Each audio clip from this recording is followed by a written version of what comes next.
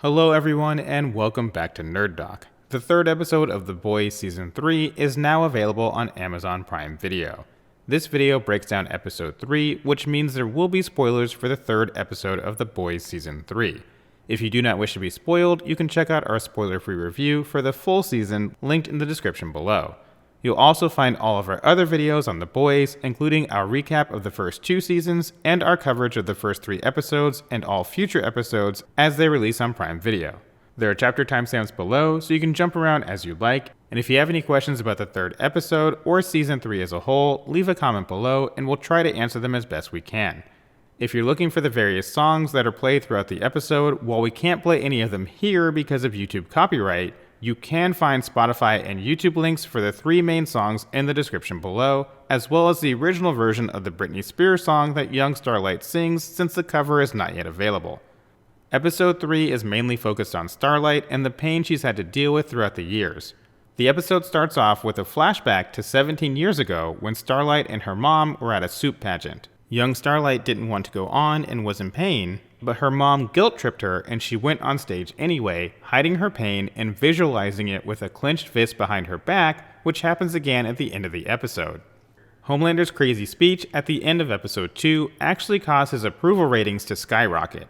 As Ashley is relaying the good news to him, Homelander gets sexually aroused at the thought of his followers enjoying Homelander being himself. Mother's Milk is now fully committed to the boys again. You can tell because he's changed into a 90s rap shirt. In the first 2 episodes, he was wearing normal clothing. When he makes a transition back into the boys, you'll only see him wearing gangster rap t-shirts from the 90s. This one is N.W.A, syncing up with their hit song Express Yourself, which is playing in the background during this scene. With all the new information about Victoria, Hughie is afraid to go back into work, but he needs a good excuse for skipping out because he doesn't want Victoria suspicious that he knows her secret. He asks Kimiko to break his arm so he has a legitimate excuse to miss work for a few days while he's helping the boys. Frenchie's good friend and ex, Cherie, is in trouble. Cherie crossed an old acquaintance of theirs, Little Nina, from the Russian mafia, stealing drugs from her. Now she's on the run and needs Frenchie's help to get her a passport and money so she can flee the country. Cherie asks Frenchie to come with her, but due to his close relationship with Kimiko and his allegiance to the boys, he declines her offer. We finally get confirmation that Soldier Boy is the one that killed M.M.'s family. This is a theme that comes up throughout the season as M.M. has to deal with Soldier Boy killing his family in a similar way to how Butcher has had to deal with Homelander when he thought he was the cause of his wife's death. Vought wants Supersonic to win American Hero and take one of the open spots in the 7, but before that happens, Starlight warns him about what really goes on at Vought and how evil Homelander is. However, because of Supersonic's past relationship with Starlight, his resurfacing feelings, and his desire to do right, he decides to join the 7 anyway and try to help Starlight from the inside. With A-Train not doing well, he gets a visit from his brother. They resolve their differences from last season, and he appeals to A-Train to start helping the community. He directly mentions Blue Hawk, another soup who has been terrorizing black communities under the guise of protecting and serving. This is social commentary on the Black Lives Matter movement and real-world issues of over-policing black communities in the US and other parts of the world. Blue Hawk had recently killed an unarmed black man who was just walking home, which sparks outrage in the community. A-Train's brother is asking for his help in bringing Blue Hawk to justice. Mallory has been looking after Ryan, who hates his powers and wishes he never had them. This is mainly because he still feels guilty for killing his mother. Ryan has been close with Butcher over the last year, but he still feels heavy guilt. Mallory won't divulge any information about Soldier Boy, so Butcher is forced to blackmail her. Mallory has undercover agents all around the world, which Butcher knows about. Butcher threatens to release all of their names, endangering their lives if Mallory doesn't cooperate.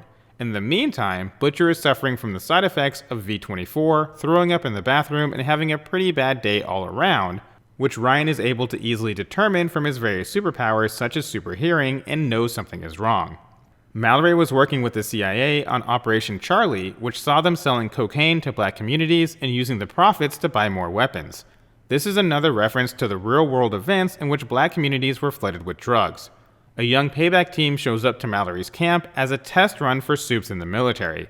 Young Black Noir doesn't want to wear his mask and speaks quite a bit to young Stan Edgar about removing the mask and taking a more active role similar to A-Train's current ambitions. Everything goes wrong at the camp when the Supes are being cocky and refuse to listen to the young Mallory, with Joao flying high into the air, allowing the enemy to easily pinpoint their location and mount an attack. Mallory told him to stop, but as a Supe, he has no intention of listening to a normal person, so he does it again and an attack follows. After causing the attack, the Supes end up killing some of Mallory's own soldiers because they don't know or care who's who. When the attack is over, Black Noir has severe brain damage and facial scarring, which is why he always wears his mask and doesn't speak anymore. Soldier Boy is taken away by the Russians, but Mallory doesn't have any further details on what happened to him or why. Homelander wants Deep to take the final spot in the 7. Starlight is against the idea due to the events of Season 1 where he sexually assaulted her. Annie threatens Homelander with the video of the plane hijacking that went all wrong when Homelander allowed the plane to crash. However, with Homelander's newfound confidence in being himself, he no longer cares about the video and threatens to kill millions of people if she releases it. Frenchie is taken by little Nina because she wants to know where his ex is hiding. He had a romantic relationship with Nina in the past with some heavy BDSM. It's mentioned that Frenchie's safe word was Vincent Cassel, who is a French actor best known to American audiences for his roles in Black Swan and Westworld.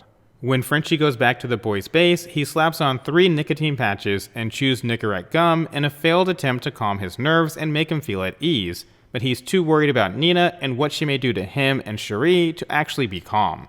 Homelander is keen on Deep coming back to the 7, but only because he knows he can keep Deep under his thumb. To further prove his dominance over Deep, he invites him and his wife to a seafood dinner and forces him to eat an octopus friend. Since Deep can communicate with aquatic life, it's very troubling for him to see his friends being eaten and knows the pain they're going through. We also see a lot of Deep's wife dominating him, essentially using him to climb the social ladder into higher standing. Deep isn't all that bright and has just been allowing Homelander and now his wife to control his life like a puppet.